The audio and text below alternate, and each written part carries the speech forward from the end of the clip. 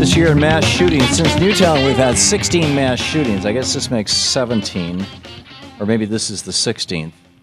This one at LAX last Friday that happened as our show was opening, or just before our show opened. And apparently by a guy who was thinking very much like the Newtown shooter's mother was thinking, that the New World Order is here, that the phrase that was popularized by President George Herbert Walker Bush during his presidency, and that it's a dystopia rather than a utopia. I think Bush thought of it as a utopia. And, what are we going to do about this? This is, here are the, Tulsa, Oklahoma, 4 people dead. Albuquerque, New Mexico, 5 people dead. Herkimer County, New York, 4 people dead. Manchester, Illinois, 5. Federal Way, Washington State, 4 people. Akron, Ohio, 4 people. Waynesville, Clarksville, West Virginia, Chicago, Dallas, Hialeah, Florida, Crab Orchard, Tennessee, Washington, D.C.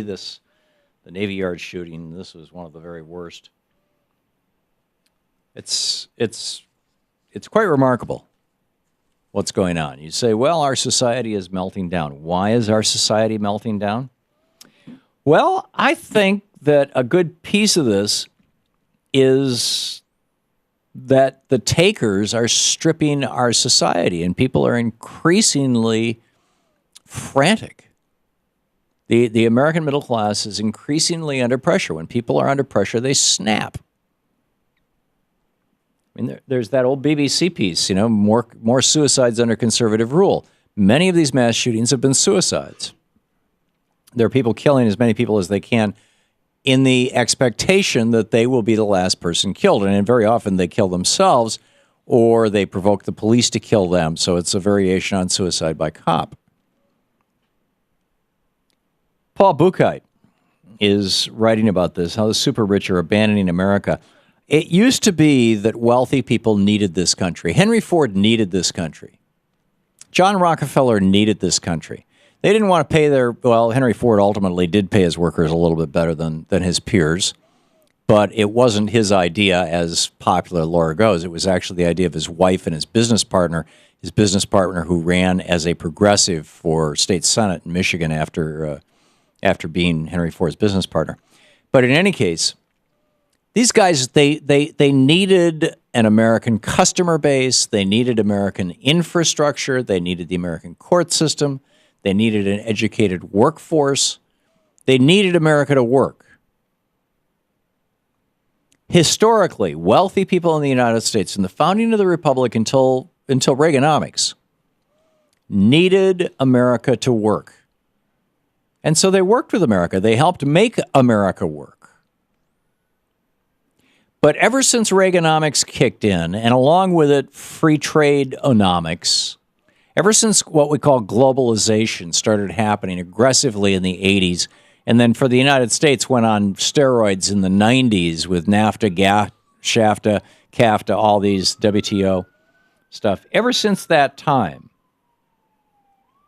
what we have been seeing is the steady erosion, the steady death of America's middle class. And when that happens, when people's economic abilities, when people's economic, when people's ability to function economically begins to crash, to deteriorate, you see a whole bunch of social ills start increasing. Teenage pregnancies go up, STDs go up, mental illness goes up, drug abuse, both illegal and prescription goes up. Suicides go up. Accident rates actually go up. Sicknesses go up. Mental illness goes up. And violence goes up, including these mass killings. And if you have violence going up in a society that is super armed, I mean, the TSA is reporting that this year over 2010, the number of people being caught with firearms as they try to go through security is up 30%. Why? Because more and more people are just carrying guns everywhere they go all the time. And they get to the airport and they just, they haven't thought about it in weeks because it's just always in their purse or always in their briefcase. And hey, it's not like strapping it on every day. It's someplace where it's always available. And they don't realize that they've got it with them at the airport in most cases. So what Paul Buchheit points out is that the super rich have taken in $25 trillion, a small group of takers, 25 trillion with a T. This is globally. Well, actually, no, this is just in the United States. U.S. wealth has increased from $47 trillion in 2008 to $72 trillion in mid-2013. Okay, so an additional $25 trillion in wealth has been taken by the super rich in the United States. $25 trillion. Keep in mind, the GDP of the entire United States is only $15 trillion a year. $25 trillion since 2008 has been made by the super wealthy. But federal income taxes have actually gone down. Collections, the amount of money that is collected, has gone down from 2008 to 2012, and corporations have cut their tax rate in half. There's no wealth tax, no financial transaction tax. Infrastructure is falling apart. Public education is falling apart. And he points out, this is his item number 2. You can see this at Common Dreams. You can see it at Alternet. It's all over the internet right now. Paul Buchheit's piece. It's brilliant. How the super rich are abandoning America. He says, for the first time in history, they believe they don't need the rest of us. They've always needed the middle class to work in their factories and buy their stuff, but it's no longer true. They can run a factory in China and they can sell their stuff in Germany, which has a strong middle class because it's mostly unionized. Factory workers in Germany average around $50 an hour. You heard that right.